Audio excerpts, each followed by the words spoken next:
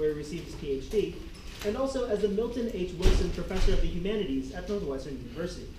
His work focuses on the history and ethnography of Yucatan, Mexico, and Yucatec Maya culture and language, including early modern Spain and the Spanish language as a means of understanding the colonial formation of the Yucatan and New Spain.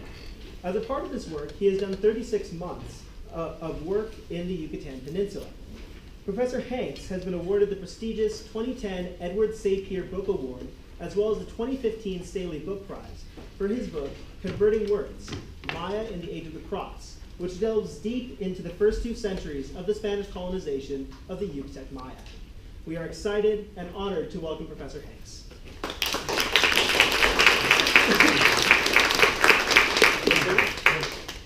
Thank you very much, Satya.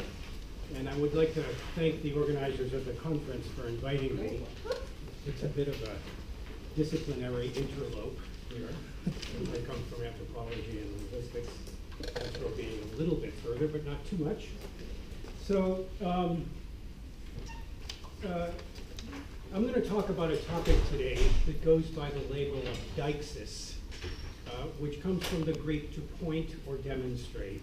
And basically, this is the study of expressions in natural languages like this and that, and here and there, and now and then, and the pronouns, all of which have a number of features in common that I'll try to lay out for you. One of the things that they have in common is that the reference of the expression shifts according to the circumstances under which they are used. They are what is sometimes called in the philosophical literature indexicals. So here is wherever I utter here. I is whoever utters I. Now is whenever the term now is uttered, and so forth. I'm going to use the term deixis, or the adjective form deictic, to refer to the entire set. In other languages, there are more than those, but I think you get the idea. Now, from a linguistic perspective, these forms, even though they're in different categories, have an awful lot in common. Number one, they contribute typically to acts of singular definite reference, and yet they don't describe the object referred to in any way. This can correctly denote anything from my nose to a piece of furniture, a state of affairs, or just an idea. That's because, like other deictics, they're almost devoid of descriptive information, which makes them seem at once formidably abstract and yet curiously concrete. Second, deictics shift when they occur in reported speech. So if yesterday Ben said to me, "I'm happy here," and I turn around today and report it to you, I will say, Ben said he was happy there. So the I becomes he, the here becomes there. They shift. It's more complicated, but this is a defining property. Third, they are category representatives in the linguistic sense. That is, they represent noun phrase, locative adverb, temporal adverb, manner adverb, and so forth. And this fact greatly constrains their syntax, how they can be used in sentences, and also determines how the referent will be integrated into the sentence in which the deictic occurs. So if I say, "I'm happy here," the pronoun I is the subject of the verb and the experiencer of the happy, and that's the way it's integrated into the proposition. And here is the location at which the happiness is experienced. In other words, the syntactic properties go a long way to anchoring an understanding of them. Fourth, very importantly, these forms fit into closed class paradigms, by which I mean in any language, they're closely interrelated to one another, and they're contrasted by minimal oppositions, what we call minimal oppositions. And moreover, you only get so many. Like case markers or number marking in a language, you have what the language gives you. You can't just recruit new ones from the lexicon. You've got a closed set, a determined set. Next, while a lot of speech is accomplished with co-speech gesture, Deictics are uniquely closely associated with gestures of various kinds, including pointing, directed gaze, nodding, lips pointing in certain languages, turning of the torso, or taking an object in hand. There's an intimate relation, in other words, with corporeal gesture. And finally, I want to impress upon you that deictics are utterly universal in the sense that every known human language has them. They differ in what they distinguish, and they certainly differ in the pragmatics, but it's utterly universal that a human language will have deictics. And if you'll permit the turn of phrase, I think they can be called, deixis can be called a design feature of human language. It's part of what a language is. The topic, I want to say, is of basic importance for any socially oriented cognitive science, because deixis is the single most obvious way that social context is embedded in the very structure of language. And this underlies our ability to demonstrate or denote objects, and thereby to achieve joint attention focus. So when you, throughout the talk, when you think about what I'm talking about, think I'm talking about the local management of joint attention focus among interactants, as achieved and mediated through deictic usage. Those of you familiar with the work that's been coming out of the Max Planck Institute for Psycholinguistics at Nijmegen will recognize my debt to that work. I've been in dialogue with those guys for 20 years. I'll spare you the list of people to whom I'm indebted, some of whom I will mention, some of whom you might recognize without my mentioning. Now, the classic approaches to the deictic field come largely from the work of the Viennese psycholinguist Karl Bühler, who studied deixis in the 1930s and who proposed the basic triad that you have in figure 1 on your handout. By the way, if you don't have a handout, you will need it, for sure. I don't have any visuals beyond the handout. No sound of fury, just the handout. The idea, so you'll see that it's a triangle, right? Speaker and addressee on the bottom and the object referred to up top. And the idea of this is basically that when someone utters, "that is my book," there are 3 relations involved. First, the speaker-addressee relation, which is arguably the most primary of them all. And one of the reasons that that's so important is that gestures are associated with deictics, and if you're not paying attention to the speaker, it does no good for the gesture. You don't even perceive the gesture. Secondly, extended empirical research that I've done over close to 30 years now on Mayan deictic usage makes it perfectly clear what psycholinguists already, like Herb Clark, already know, which is that when people use deictic forms, they do so in a way that displays that they're paying attention to what is given or new for the addressee. In other words, there's an element of addressee or recipient design that goes into the selection of a this versus a that. Or in a language like Mayan, where you have about 40, 45 alternatives to choose from, this becomes a significant parameter. This is the beauty of studying non-Western languages. The B, that's the A side of the triangle. The B side of the triangle is the speaker's relation to the object that is picked out by the demonstrative or deictic. The question you ask yourself is, okay, is the speaker close, far, perceptible, known, already in focus, newly introduced, or what, relative to the speaker? On the C side of the triangle, you have basically the addressee's relation to the object. All the same questions apply. The point of distinguishing them is that the relationship between the speaker and the addressee is never identical, but it has to be close enough to achieve zoning in on the same reference, so they both know what's being talked about. So to consummate the act of demonstrating, the addressee must come to focus on the right object. This can involve maintaining her attention on an already focal object or shifting her attention to a new one. The point of using the demonstrative in the first place is to align the attention of the two participants so that they can resolve on the same referent. That is, to use Herb Clark's language, to achieve joint attention focus. The B and C sides relations on figure 1, as I said, are rarely, if ever, identical, but if they're sufficiently congruent, that's enough to get on with the business of reference and description. And if they're not, special work will be done in the conversation. I also study sequential aspects of conversation. You have to do this.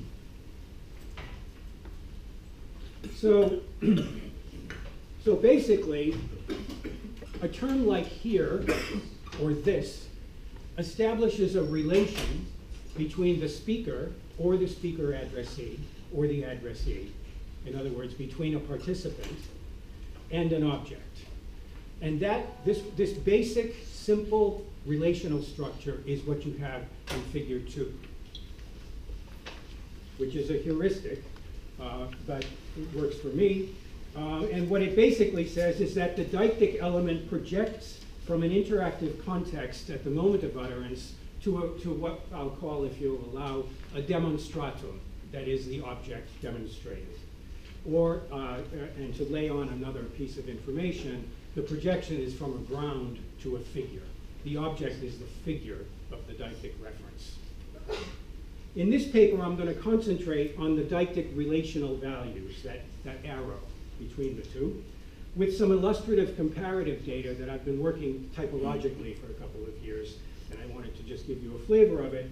But then I'm going to look a little more closely at token level usage in Maya, which is the language that I actually speak and work on. Combined with the relational values indicating the mode of access to the object, some deictics also have a directive force. That is, like imperatives, they direct the addressee to take, or look at, or otherwise direct her attention to the object. Michael Tomasello's work on pointing gestures among young children distinguishes imperative from declarative pointing. Imperative pointing is a call for action. He's talking about very little kids. And when the little kids point, the imperative is, give it to me. When adults point, it's a different imperative usually, but there's an imperative force there. Versus declarative points, where the declarative point simply expresses the desire that an adult addressee, quote, share attention with the child, or with them, with the child, to some interesting event or object. In other words, this is about sharing attention, the declarative one. Tomasello treats this distinction as a matter of illocutionary force and observes that while some apes might perform imperative points, no apes perform declarative pointing. The reason, he argues, is that human children, but not apes, engage in shared intentionality. Specifically, humans monitor what is new and what is already known by addressees, and they formulate their gestures accordingly. As Tomasello puts it, the speaker's communicative intention, quote, includes something of the goals and intentions of the addressee. Herb Clark makes the analogous point that speakers design their utterances for their addressees, this being an aspect of talk that conversation analysts like Emanuel Shegloff have described as recipient design. It's kind of a minor industry in CA. Working with fully developed verbal deixis among adult speakers in contemporary spoken Yucatec Maya, I have come to a similar but slightly different analysis. First, even declarative deixis is imperative insofar as it tells the addressee to direct her attention to the object. Second, Tomasello's imperative categories fails to distinguish between presentatives, like here, I'm giving it to you, here, right? Presentatives, when the object is given to the addressee, thus requiring the reciprocal act of receiving it or taking it in hand, as opposed to directives. There he goes. When the object is focally ostended, thus requiring the reciprocal act of redirecting the addressee's attention in order to zone on the same thing that's being pointed to. Both of these are imperative in force, and they are linguistically distinguished in Maya. There are different forms for those uses in Maya. There are also simpler cases of demonstrative referring, or reference, when an object is already in the shared attention focus of the interactants, and where it is merely individuated without any salient manipulation of the addressee's gestures or attention focus. These uses, I'll show you some in a minute, are very close to what Tomasello calls declaratives. From the viewpoint of the effect of the act of deictic reference in transforming the common ground between the interactants, these functions can be thought of as a hierarchy. They're ordered. The presentative is the most forceful. It's more forceful than directive. And the uptake is much more active. You've got to take the object. The directive is more forceful than simple referring because it really triggers a shift in attention focus, as opposed to just maintaining an attention focus that's already established. At the low end of this hierarchy are interactive uses of deictics that are in fact minimally deictic and probably better treated as phatic or expressive from a functional perspective. For instance, in Maya, the bare manner adverb deictic be, which translates roughly like so, is the standard back channel device that occurs in response position to declaratives. So you and I are talking in Maya, and I'll do it in English, and I say to you, so I went to work this morning, and you go, babe, and I bumped into Jack, babe, and you couldn't believe the hat he was wearing, babe. Where I'm not actually referring, I'm doing what we would do in English by saying, yeah, or yeah, right. That's the function.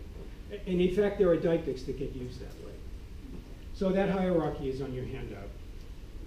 Now, the most common assumption in the literature about deictics, and particularly the relational values, is that space is the ground of the phenomenon. And the distinctions in adverbial and nominal categories are organized by relative proximity, closeness, to ego. That's the standard position. Work done at the Max Planck Institute has gone a long way to showing that that's way too restrictive.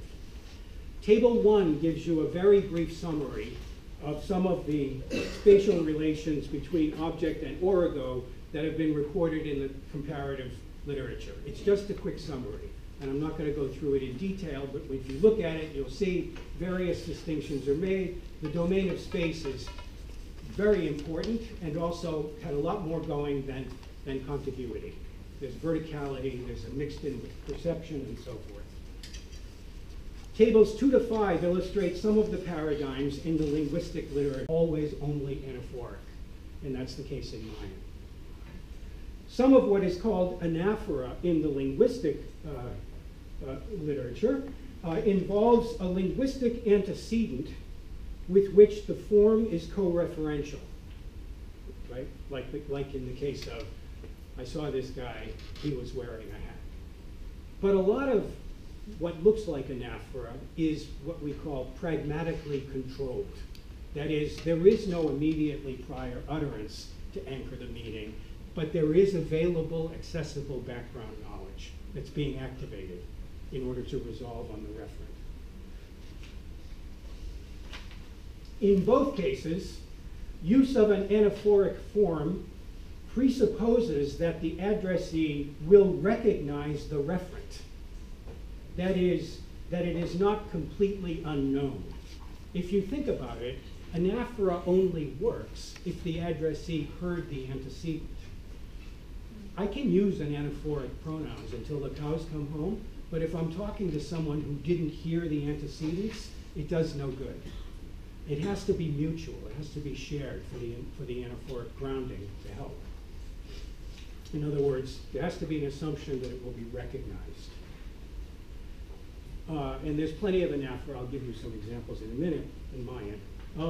But before so, I want to point out, in addition to co-reference with prior discourse, deictics are also used to refer directly to a prior utterance. So not co-reference with the prior utterance, but direct reference to the prior utterance. So I say to you, it's kind of hot in here, and you say, that's an understatement. That's the kind of usage. Or you say, well, you could say that again, where the that is referring to my utterance. Now, whether it's referring to the form of my utterance or to the content of my utterance, or to the inferentially enriched conveyed meaning of my utterance, there we can argue and we can have examples. But that it refer back is the point. In Table 10, you'll see the term resolution in the title. I'm not entirely convinced of my own language on this part, but it's what I've got. What I mean is the relative precision of the deictic. Like the difference between English, it's over there, which is vague, to it's right there, which is punctual, which I take to be more focally resolved. The distinction converges on regional versus punctual space, but I think it goes beyond it. Ewundu, a language of West Africa, in Table 10, and Crow, a Native American language of North America, in Table 11, nicely illustrate the independence of the parameter from spatial proximity. Because those are paradigms where those forms, you've got oppositions between vague and precise.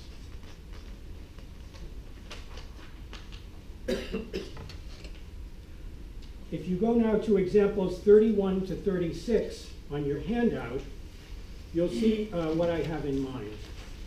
So 31, father arrives home from being out all day. The family, they've got 4 kids, 3 of them are there, and the husband says to his wife, what about that kid? It's been a while since I've seen him. That's a recognitional usage. He knows she's going to recognize, without further ado, who he's asking about. In number 32, my comadre asks me, I've asked her to make a hammock that I'm going to give to a friend, and she's done that so in the past, and she basically says to me, so do you want it the way I made the other ones? Is that all right?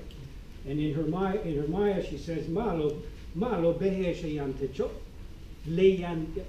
Behesh leyantecho means just like the way the one, that one you have. She knows I'm going to recognize what she's talking about. She's activating background knowledge. There's no hammock on scene. It's not spatial. It's knowledge. It's cognitive access.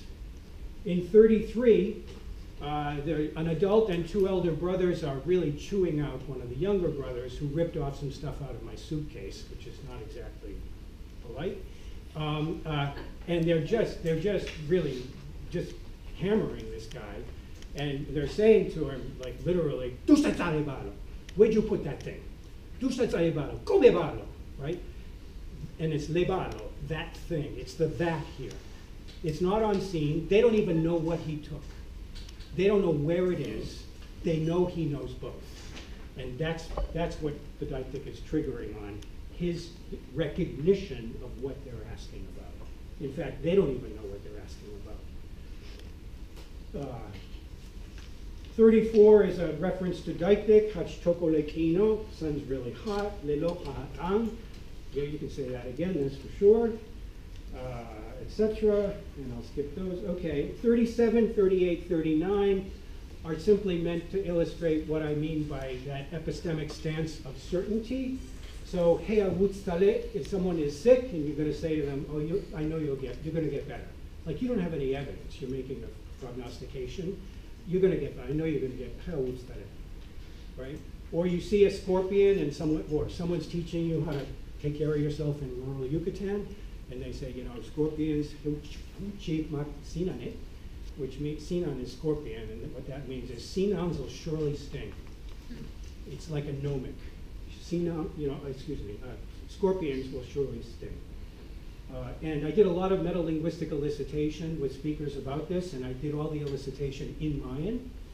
And so this is one of the people I worked with, and I basically said, what does hele mean, or whatever, how you use it. And she says, hele es que asegurarme. Hele, it means you've made sure, you know it. And that's a fair indicator of what they take to be its force.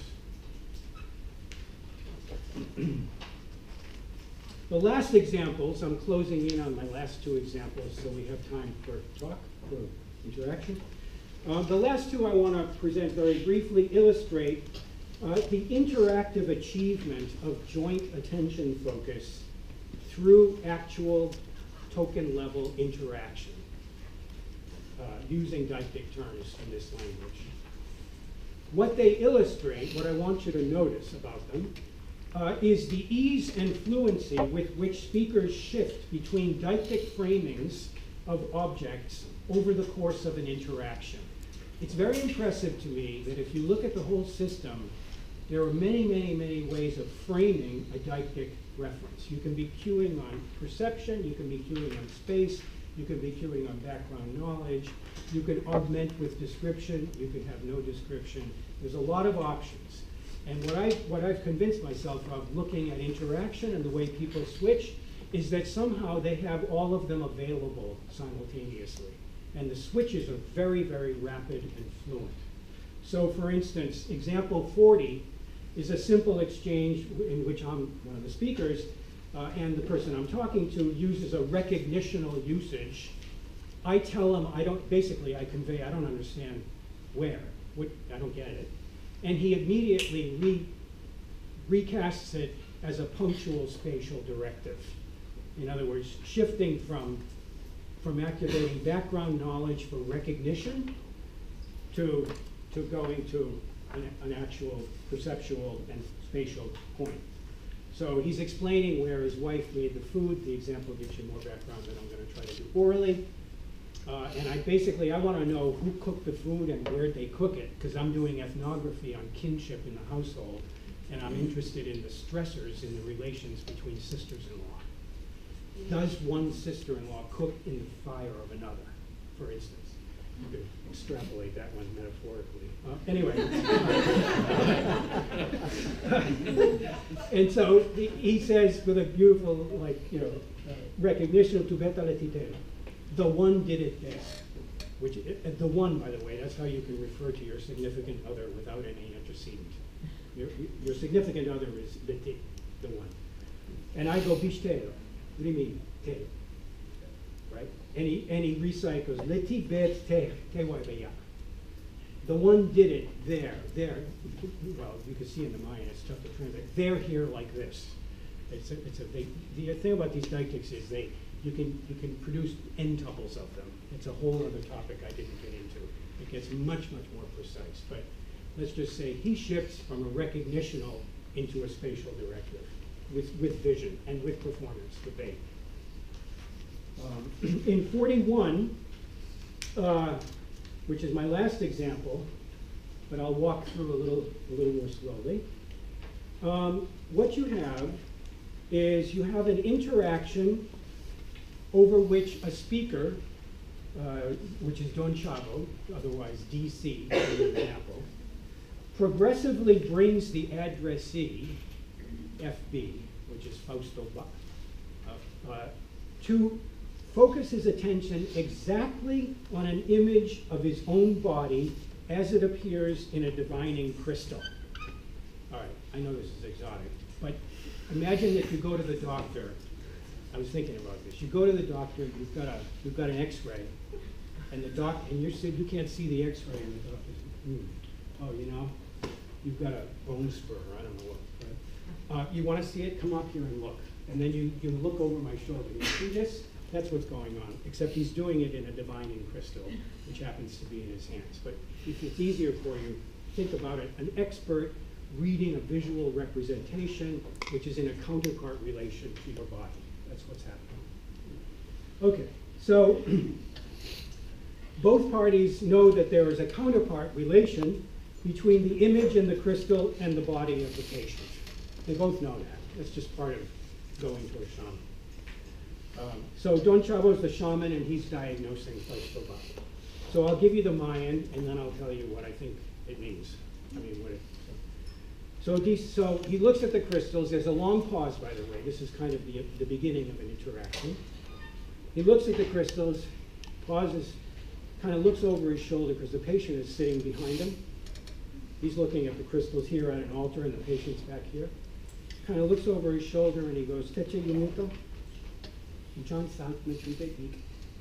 So you little guy, it's full adult, right? But you little guy, a wind kind of struck you. Ik ubuima ta cuerpo. Funcionar ta cuerpo. Ik, which is wind, but it's kind of spirit. is bothering, is in your body, and it's at work, and that's the pain you're feeling. And Fausto was like, Ig ubuima acuerdo. Wind. It's infusing your body. Okay, now up to that point, what he just did is he gave the diagnosis. He just unloaded the diagnosis. Now he's going to recycle and give the warrant or the evidence for the diagnosis. And you have a discourse particle, siaske, which is a Mayan version of CSK. Thus it is that. I translate it as so. Siaske, wakata wile wale, ka wil dushanich. Ole king waitich, baash. So, doctor to patient. So, if you want to see, stand up. Stand up, and you'll see where you are. Afterwards, I'll tell you what it is. I'll tell you what's going on. But first, I want you to see. So he's introducing, he's going to show him the evidence for the diagnosis. So the guy gets up, leans over, bingo. Here you are. Here you are in my hands. The only other context that I know you would say that is if you had a photo and you were looking at it, here you are. Or it can be a vulgar gesture among adolescent boys, touching a certain part of their body. But it sets up a counterpart. To say to someone, hey, necha, you can't say it unless you're in very close proximal contact with them. Because the he'ela says, I've got it in my hand, and the etch is the second person pronoun. So I mean, if you were groping in the dark, you might say he'elecha. But he's got, so he uses a presentative, a tactual, punctual presentative, he'elecha. And then, but he can see that Fausto doesn't know where it is. I'm on autopilot now. He can see that Fausto doesn't know where it is, and so he clarifies, there you are, standing beneath the shadow, the sombra, right? So he's looking at the crystal, there's a kind of dark shadow and some kind of a form beneath it. The shaman is saying to him, there's a shadow, and the thing beneath the shadow, that's you. In fact, the shadow is actually the ego. So he says, that's you. But notice that he says, it's he'ilo, not he'ila. He is downgraded from the presentative to the visual directive. He's still trying to get him to look at it. And he says, tala, which means, you see? So he's querying, all along he's going to query whether the guy has actually succeeded in finding what he's trying to, they're really trying to resolve on a single object of joint attention. And it's tough because it's a highly technical asymmetric context, right? And Fausto, ever being loquacious, says, And then DC comes back, hey, la, yan le sombra. He upgrades again. Here it is. Here it is. Notice it's just hey la, it's not hey lecha. It's not here you are, it's just here it is, under the shadow. Right? And then hey le sombra talhan. Here's the shadow that's coming to you. He's downgraded back to a delo and to a hey lo from a hey la. He's back into the directive, not the presentative. And it's a recognitional. It's becoming more and more recognitional because he's establishing joint, sequentially he's establishing joint attention here. And then he says, Bebu so tala, it's like smoke. You see? Checking again, and Fausto once again. And then Don Chavo, then in a kind of semi-resumptive, he goes, Halo. And then he once again checks lawa, which is another version of Jasi. And he's asking like 4 times, Jasi, because he doesn't believe he sees it. And Fausto's like, And then finally the resumption, which closes the whole thing out, which triggers, which tells you this is the moment where they have consummated joint attention focus on the image in the crystal. He ends with, Pelecho. There you are. Because he's got him looking at it. And now that you've seen the shadow, and you know your body is beneath it, I present your trace in the crystals, which is the counterpart of your physical body. So I conclude very rapidly. What I am calling the accessibility of the object to the interactants designates the modality, spatial, perceptual, or cognitive, in which the addressee is to search for the object in order to bring it into focus. So the question of a deictic is not where is the object, the question is how do I get you to find it in the sense of to focus on it. To achieve it, space can be helpful, but it's only a piece of the action. There's a lot more going on, but I think what's directing it is exactly the attempt to achieve joint focus on a single object. The presentative, directive, referential, or expressive force tells the addressee what she should do in order to secure attention focus and what the desired uptake of the utterance is. Take it, perceive it, listen, look, touch, recognize it, or just register it. The combination of fine-grained subcategorization of modes of access, spatial, perceptual, and cognitive, with the underlying directivity of deixis, common to the whole category, make this a powerful yet elegantly simple resource for monitoring and manipulating attention focus in social interaction. And perhaps most of all, for achieving the intersubjective reciprocity that we call joint attention focus. Thanks.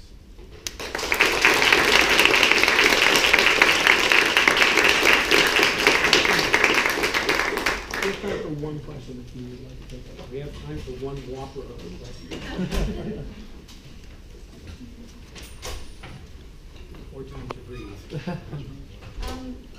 You sort of concluded with part of my question, but we're under the assumption that differentiation in language serves a purpose. So this purpose culturally would indicate that they want to differentiate and manipulate the joint attention. So how do you think that speaks to Mayan language culturally, that they have so many 40 different words for here, this, there, Yeah. type of thing? Yeah, I know. That's one I chewed on for a long time. Let me say, first of all, I'm reticent to make bold universal claims, but I think I'm talking about something much more general than mine. The proliferation of deictic categories in this language, I would say it's middle siddle, typologically. I mean, there are circumpolar Native American languages which have more than 600 deictics. It sounds off the wall, but it's true. And there's very interesting research on it. There are languages that are very, very elaborate. Maya is about in the middle. What I do think is pretty unique to what I've seen anyway, is the way the features get bundled in Maya. For instance, the perceptual access is only bundled in the directive series. It's tied in with the directivity of that one series. It's not so salient in some of the other categories. Why? Well, maybe the pointing is part of it, maybe the gestural, maybe because it does distinguish what the directive, the uptake or the compliance with the directive.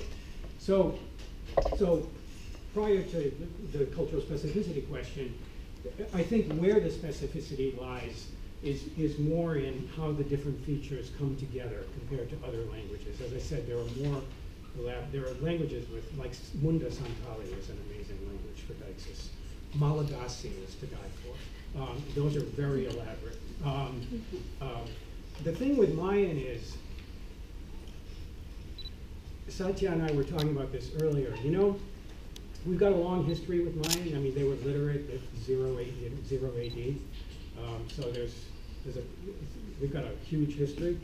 And as far as we can tell, and I do historical research, and I kibitz with the epigraphers. And as far as I can tell, elements of this system today have been around for a long time. However, when you look comparatively at the closely, because there's 25 languages in the family, and when you look carefully at the closely related languages, this is a much more developed system, and then we get to your question, why? I can't cash it out, but my intuition is that it has everything to do with the colonial history and the transformation under Spanish colonization of the relationship between speakers and their objects. And I mean, this is part of it's a long story. That book that Satya mentioned is 600 pages worth of that. But I mean, there were big changes that happened in the colonial period, including this is the period when, for the first time in Mayan history, you have first-person narrators in writing. The signature comes in for the first time. The use of here, now, this, that is part of the notarial requirements of record keeping in the government, all of which was functioned in Mayan. So the whole evangelization was done in Mayan, and the government functioned in Mayan. There were just too many Mayans and too few Spaniards.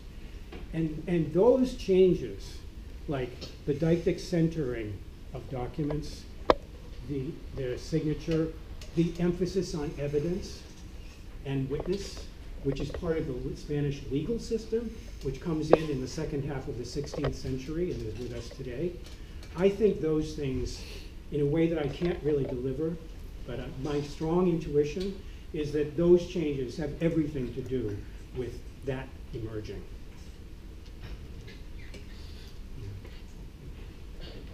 Okay. Oops. I guess, can I do it? Sure. Sure. I'll make it quick, just real quick. So the word that you used for shadow, which looked like sombra, would that have been of a Spanish derivation? Yes. There's a lot of Spanish. Right. There is a lot of Spanish. 475 years on. And moreover, some of the Spanish you can recognize the way you did, and some of it is in semantic shifts in pre-existing Maya terms, which can be tracked historically. That's one of the things the book is all about. But there's a lot of Spanish in there. And in the shaman's practice, there's a lot of Spanish too. It would make your average Jesuit roll over in his grave, but there's a lot of Christianity in what the shaman does too. And it's the same phenomenon. So he calls it sombra, be sombra, like a shadow. And then subsequently in the text, he says, talat be boots, it's like smoke. The boots is the Maya version, not of shadow. Boots means smoke. But where that goes is to the smoking mirror, which is a pan-Mesoamerican pre-Columbian image for divination. That's the boots, the smoke of it. Yeah. Thank you.